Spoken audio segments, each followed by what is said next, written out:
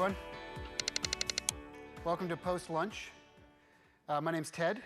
I am also, interestingly enough, a futurist at a movie studio, at a big movie studio, 20th Century Fox. And I was thinking before when Cheryl was up here talking that I've never been at a conference with two futurists at the same time, and I was wondering if we cancel each other out, and then there's no future for any of us. This is what I was thinking. But let's hopefully not. So I'm going to talk to you about some interesting things. First, I want to bring this up. Both you would hear me, and you'd also hear Cheryl from Ford say that we are probably not really real futurists. We're more like futurists in training. Hi, everybody. He's a real futurist. If you want to do a little research on him and see what he's up to, he's an interesting guy.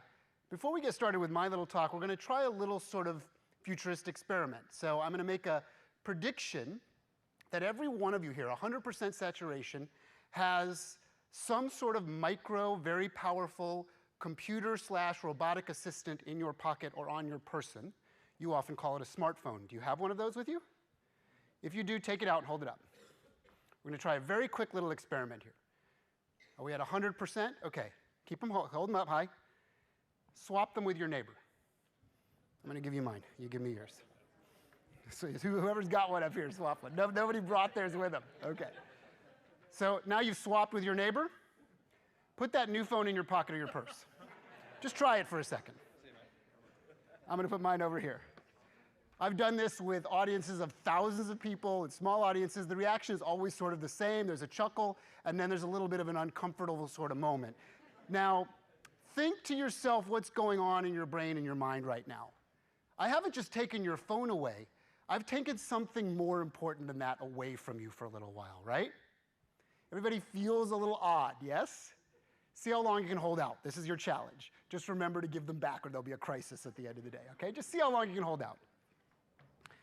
So here's what we're going to talk about. We're going to talk a little about human nature and what I think about all day long.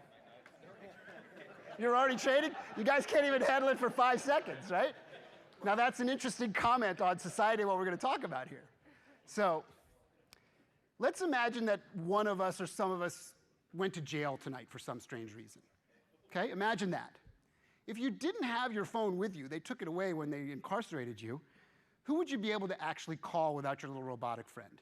Maybe you could call your parents' phone from when you grew up. Maybe you know one other phone number. But beyond that, your robot has taken over, right? You have given up control.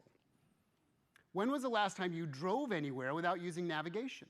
Including places you know damn well how to get to, but you're going to check your Waze or your Google Maps to see what the best route is, what the most direct route is, right? These are things that actually set the stage for what I think about as a futurist. It's less about technology, and it's about how connected to it we are as humans, and how essentially we have given up control. Which leads me to this quote, which I think is really interesting. For those of you that are as old as me, he's a famous movie cowboy, and he was also a very famous innovator. If you're curious about Will Rogers, do a little research on Will Rogers and see what he's thought of. This is one of his quotes. "Even if you're on the right track, you will get run over if you just sit there." And if you think of the most innovative, most forward-thinking companies and what they think about and why they're constantly trying to reinvent themselves, they're thinking about this all the time. If they're at the top of their game, things can change very quickly if they don't keep altering and reworking and rejiggering their game. So here's the only thing you'll have to read about in my presentation. But this is interesting information as we talk about our little devices. 4 out of 5 smartphone users check their phones in the first 15 minutes of waking up. This is all from research back in 2013. I would say now in 2016, going into 2017, it's probably like the first 2 minutes of waking up. So there she is. You know, they're getting a little less happy and clearly unhappy about that, right? 80% back in 2013 say it's the first thing they do in the morning. I would postulate by 2016, it's close to 100%. Would you agree? Because you do it, right? 80% 3 years ago said they have their smartphone with them or on them all but 2 hours of their waking day. I would postulate now that if we redid this study, it would be all of about 8 minutes every day when you're taking a shower. That's it. And when you listen to Arianna Huffington talk about the fact that she's selling and marketing a little smartphone bed now, for those of you that were here a couple days ago, this is a real thing, right? You are connected to these devices in a very, very intimate way. Which leads me to this picture. This was taken a couple weeks ago. That's a Starbucks. Now look at how people are interacting and reacting. They're leaning into these devices, and they have incorporated them into their daily existence in a very robust way. So here's the question that I'm thinking about at a movie studio is, do we go here next? Are we ready, because of that experiment we just did and how connected you are to these devices, to move to the next step in how we visualize things? All of these devices, this screen here, these screens here that I'm looking at, your little tiny and moderately sized screens, are all what we call restricted space. They all have some sort of border on them. If I can take that border away and give you an effectively infinite amount of space to do your productivity, to do your entertainment, to do your socialization, is that something you're interested in? Is that something you're curious about? And how curious have you become because you're living on a screen from the point you wake up in the morning till typically the point you go to bed at night, and almost everybody is. So these are all the most popular tethered solutions now on the market. This is step one in the equation. They're all connected to computers or a PlayStation, which is essentially a less powerful computer that's graphics intensive. They're essentially gaming and gaming style devices that have some other capabilities. And then there's mobile. These are the two most popular, sort of well-marketed and well-exposed. There's a whole bunch of other ones out on the market. These are essentially cell phone, smartphone accessories that allow that restricted space to become unrestricted space and start to track with you. So I start to think about all these things all day long as we live into the future and what we think about from a future standpoint. So now you're asking, well, okay, really? So you saw the woman from Ford, and now you got a guy from a movie studio who claims to be a futurist, right? And some of the background as to why I do this and how come I do this and how come I'm comfortable sort of with all this nonsense is what gives me the right to do this nonsense, right? Well, I grew up here, more specifically here in Central Florida, which I often refer to as the funnel of crazy, okay? So all the crazy that happens in the US all sort of funnels down to this little funnel down at the bottom, and that's where I grew up. When I moved there as a little kid, 6 years old, this was the Florida. It was pretty backwoods, it was pretty racist, it was actually kind of a scary place. The next year, when I was 7, my world completely changed. And I literally grew up in the world of the future. This was my reality. And I understood something about this at a very early age that I still bring with me today, every day to work and every day as I travel around the world giving talks and explaining this stuff to people, is the concept of what I call spatial entertainment.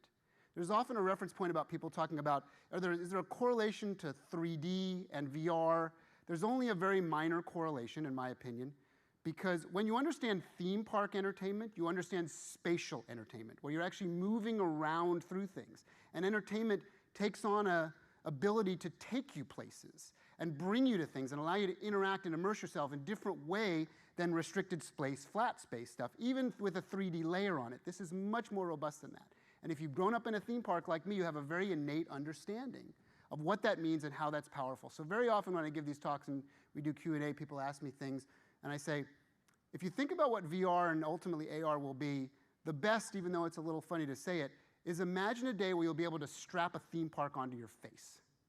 And you'll be able to have theme park level experiences with that level of intensity and that level of connectivity and that level of immersion, but you can take it anywhere. So that's what I think about all day long. This is something I put together for this presentation because I was also thinking about form factor. And I was thinking about how form factor is a continual state of change. And we've actually been kind of lulled into a little bit of a stopping point with form factor. As I look around this room, we're all looking at shards of glass, somewhere between this size and this size. And that's kind of where we've sat for probably 7-ish years ago, from when Steve introduced the first iPhone, right? But you can see the form factor and what changes and how we're changing. Here's another example of how the form factor changes. I often give the representation, although I got in trouble for it once with my friends at Samsung, because I'm completely complimentary of all this VR, AR stuff. But I also have a recognition of where we are in the industry and where we sit now.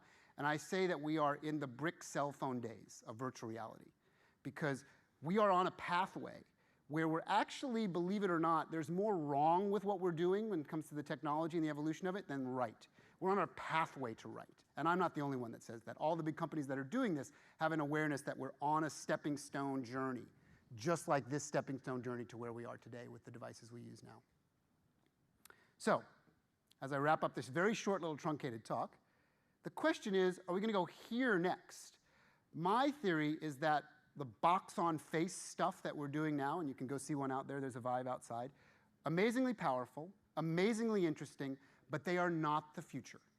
The box on the face will only take us so far. We're going to keep evolving this, and if we do our jobs right, and we as an audience and a group of collective people trying to move the ball forward keep saying not good enough, keep trying harder, we'll eventually get to some sort of eyewear, and we at Fox are working on very closely with this company, ODG. You've probably heard about Magic Leap. I spent a lot of time down there. That's more of the evolution of where things are headed, and even none of that is good enough yet. But we're heading towards something that will start to look like our glasses, like our spectacles. And eventually, I can't predict exactly the time, but let's give ourselves a 5 to 7 year runway. Eventually, you won't need any of the physical eyewear at all. And I can spend some time maybe on the panel talking about where that goes. But that's what I wanted to sort of give you a sense of and sort of what I wanted to talk about before we dive into the panel. These are just my sort of closing words. Be bold with what you're doing. Be brave. Take risks. And be willing more than anything to explore the edges. The good stuff never comes from the Hardy Center.